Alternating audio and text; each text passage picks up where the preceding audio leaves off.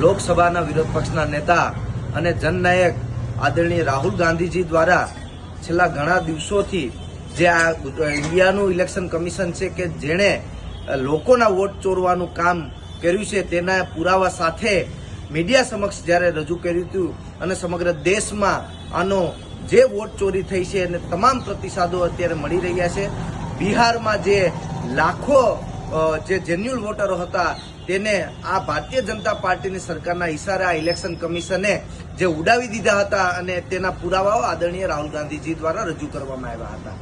આ મુદ્દો એ બિહાર પૂરતી નહીં પણ સમગ્ર દેશમાં આ ભારતીય જનતા પાર્ટીની સરકાર એ ઇલેક્શન કમિશનને હાથો બનાવી અને આ વોટ ચોરીનું અને ઇલેક્શનમાં ગફલા કરવાનું કામ કરાવી રહી છે. જોઈએ અત્યારે વર્તમાન સ્થિતિ મુજબ કે દેશમાં શું હાલત થઈ રહી છે. યુવાનોને રોજગારી નથી મળી રહી. પેપર લીકનો મુદ્દો એક કાયમી બની ગયો છે. છતાં આ વિરોધમાં પણ આ ભારતીય જનતા પાર્ટીની સરકાર વોટ ચોરી કરાવી અને ચૂંટણી જીતી રહી છે.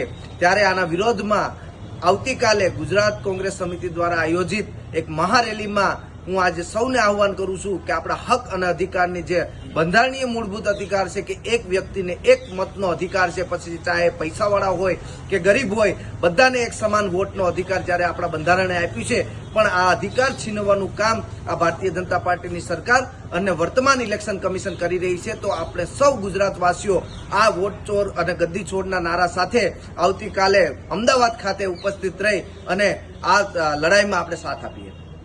वोट चोर गद्दी छोड़, वोट चोर गद्दी छोड़।